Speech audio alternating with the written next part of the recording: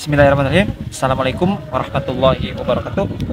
Bapak, ibu-ibu, teman-teman, terbukti bahwa Kiai Iman bukan muridnya Mama Gufron Al-Bantani, si penjaga gawang neraka ya teman-teman. Mohon disimak di sini Kiai Imaduddin semprot Mama Gufron Al-Bantani terkait bisa menjaga pintu gawang neraka ya teman-teman. Oke, kita ke videonya ya. Siap menjadi penjaga gawangnya neraka. Ini adalah kalimat yang sama yang diucapkan oleh orang Yahudi, bahkan ini kalimat lebih hebat dari orang Yahudi. Orang Yahudi mengatakan lan tasnar illa ayyama ma'dudat. Kami tidak akan terkena masuk neraka kecuali hanya beberapa hari saja. Jadi orang-orang Yahudi mengatakan mereka tidak akan masuk neraka kecuali beberapa hari saja. Kalau sekarang ada orang yang mengatakan ada orang yang pasti tidak akan masuk neraka, berarti dia lebih hebat dari orang-orang Yahudi itu di dalam kesombongan dan keangkuhannya di hadapan Allah Subhanahu wa taala. Nah, jadi intinya si Mama Gufron ini sombong, katanya bisa menyelamatkan orang dari neraka ya. Coba kita ke videonya lagi teman-teman. Kalau orang mengerti penjaga gawang, ya harus jangan sampai bola itu masuk dong, betul nggak? Itu Bayangkan ya teman-teman. Jadi dia mengibaratkan bahwa seperti bola yang masuk, jadi dijaga gitu supaya nggak masuk ya teman-teman. Kacau. penjaga gawang, betul nggak? Waduh, kamu Gufron berani-berani bedah langit loh. Kamu nggak ngaji, berarti kamu ngaku ngaji Quran 30 juz. Begitu para nabi doa kepada Allah, Nabi Adam doa kepada Allah, ya Allah jangan dikasih siang terus.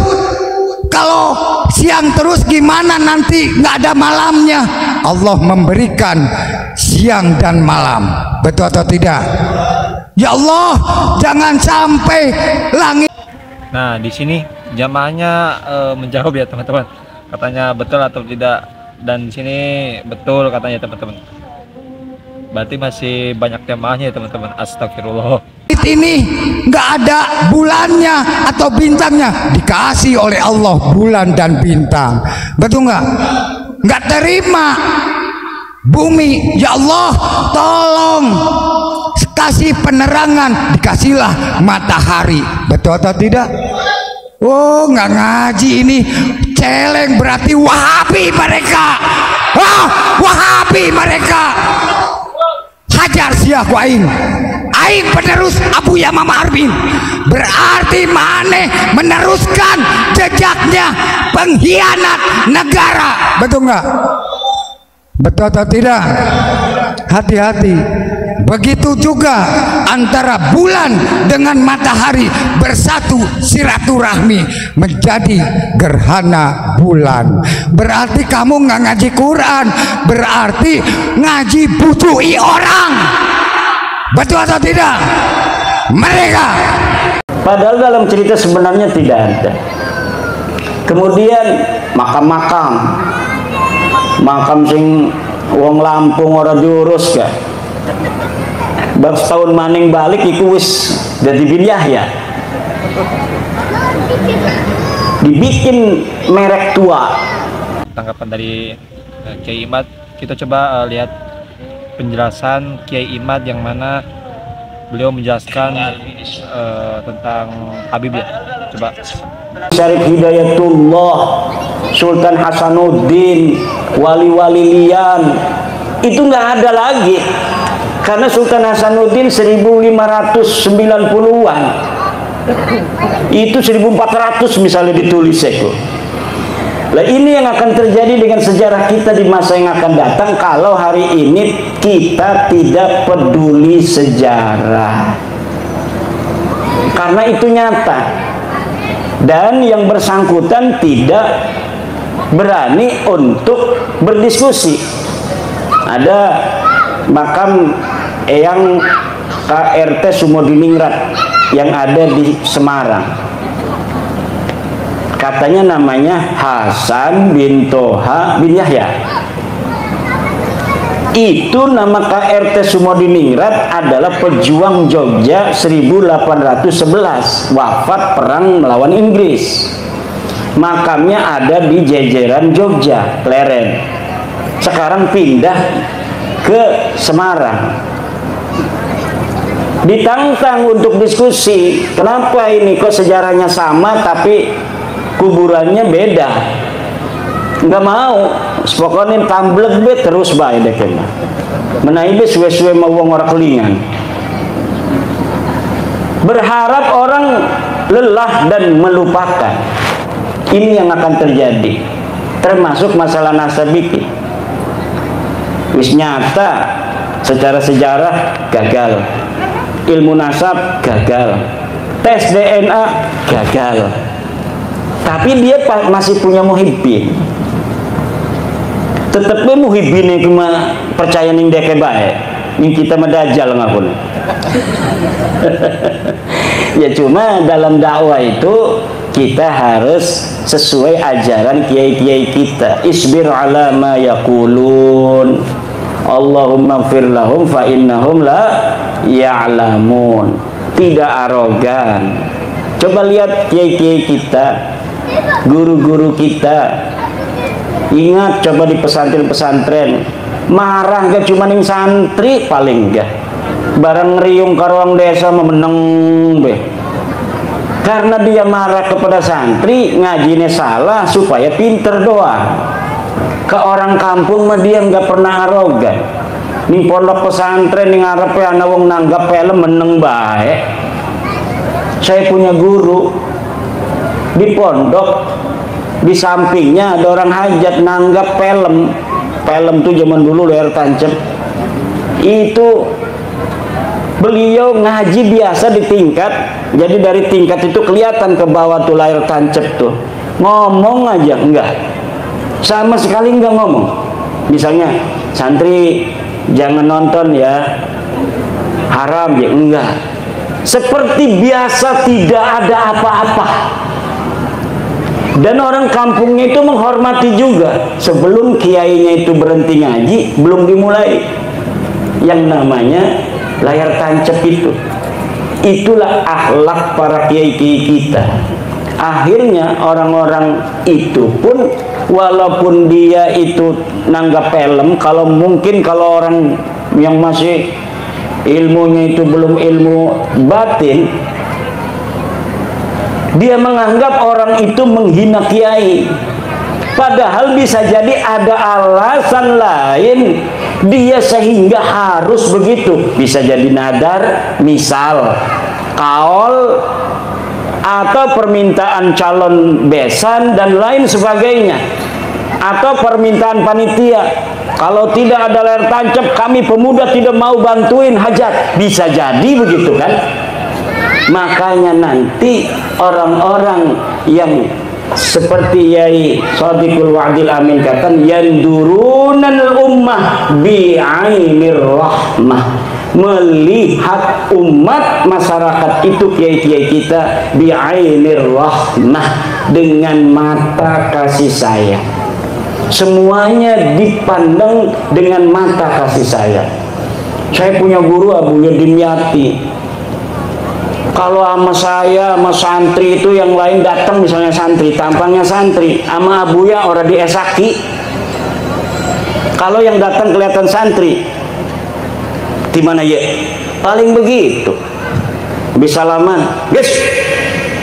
Tapi kalau yang datang orang kampung, saya punya teman tukang riba.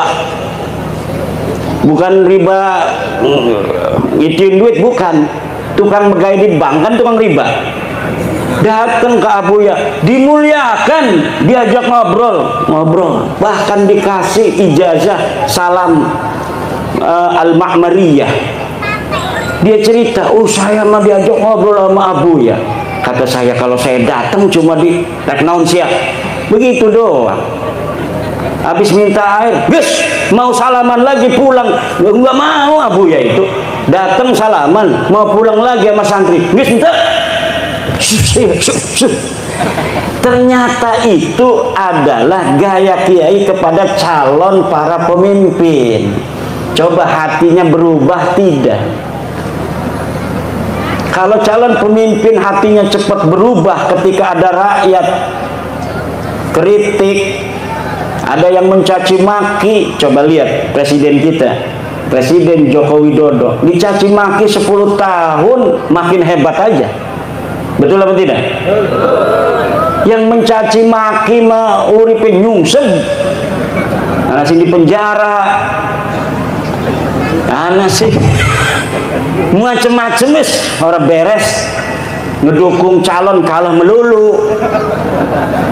Tapi Pak Jokowi dari awal mula sebelum dia naik dicaci maki sampai mau selesai dicaci maki tetap tegar dan makin barokah, makin mulia.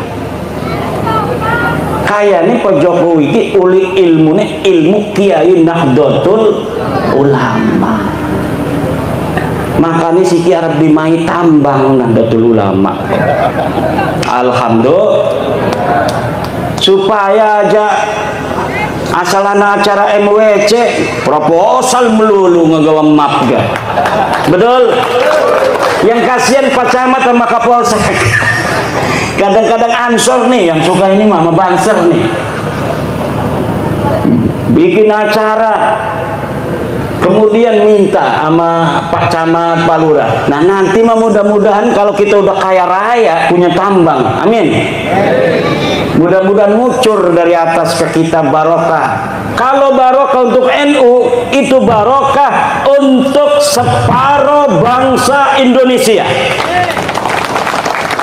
Kenapa? Karena warga NU itu di Indonesia setengah dari jumlah penduduk Indonesia.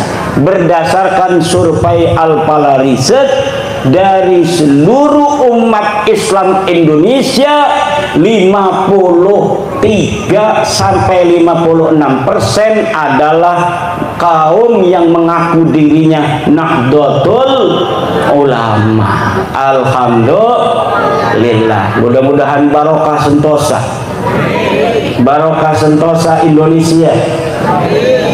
Kalau NU kuat, insya Allah Indonesia kuat. Kenapa? Karena mayoritas umat Islam di Indonesia mengaku dirinya NU. Tapi karena namanya pemerintah harus adil, yang lain harus dikasih juga. Maka ini tambang nanti akan dikasih juga, bukan hanya NU. Muhammadiyah dikasih, Persis dikasih, Al-Khairiyah, Matlaul Anwar, Al-Wasliyah, Perti, ikut dimai kabeh barokah NU. Alhamdulillah. Ari liyane mah pada sugi-sugi sebenarnya mah ora dimai gora apa-apa. Sing masyarakat mah NU doang. Pak Jokowi krunya ning NU tapi berkah gena kabeh. Alhamdulillah. Bu, Indonesia ini di bawah tanah yang diduduki ibu ini kekayaannya lebih hebat dibanding dengan ada yang di atas tanahnya. Lebih mahal. Di dalamnya ada minyak tanah, ada batu bara, ada uranium dan mineral-mineral lainnya. Masya Allah, Indonesia ini kaya raya. Emasnya banyak, peraknya banyak, besinya banyak, gasnya akeh. Ibu-ibu kan ilok masak nggo gas ya. Gas itu sing jero bumi, Bu. Jero bumi Indonesia. Kita ngebangun musola, ngebangun masjid nggo semen. Semennya dari bumi Indo. Di dalam tanahnya kaya, di atasnya kaya, lautnya kaya. Nggak bakal kita kekurangan makan, Bu, hidup di Indonesia. Betul? Iwak macem-macem, mana iwak betik, iwak lele, iwak boncel. Wah, sepat siem, macem-macem itu baru ada di darat, di sawah, di kolam. Yang di laut macam-macam ikan, ribuan macam, semuanya cukup untuk menghidupi orang-orang yang hidup di Indonesia ila yaumil qiyamah, insya. Maka ini Indonesia harus dijaga, Bu. Aja sampai Indonesia acak-acakan. Makanya ulama lamun lagi ana lagu Indonesia Raya iku ngerembeng bae, mata iki kerasa ingin menangis. Bangunlah jiwanya, bangunlah badannya untuk Indonesia Raya. Itu bangunlah jiwanya, itu mental. Mental kita, kalau mentalnya mental budak, walaupun. Oke teman-teman, bapak-bapak, ibu-ibu, tadi dia penjelasan dari Kiai Haji Imaduddin Usman, yang mana beliau bukan muridnya Mama Gufron Al-Bantani, teman-teman. Di situ dia membantah, intinya dia juga sendiri mengingatkan kepada Mama Gufron, jangan seperti itu ya, karena bisa membuat bingung masyarakat ya, terutama tadi si penjaga gawang neraka ya teman-teman.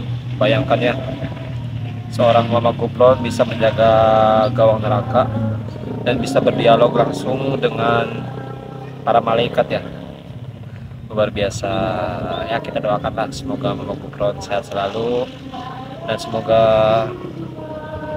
ya panjang umurnya, amin ya Allah, amin. Ya kita doakan juga tadi Kiai Imaduddin, semoga sehat selalu, panjang umurnya ya. Oke bapak-bapak, ibu-ibu, terima kasih, semoga sehat selalu. Sampai berjumpa di next video. Assalamualaikum warahmatullahi wabarakatuh.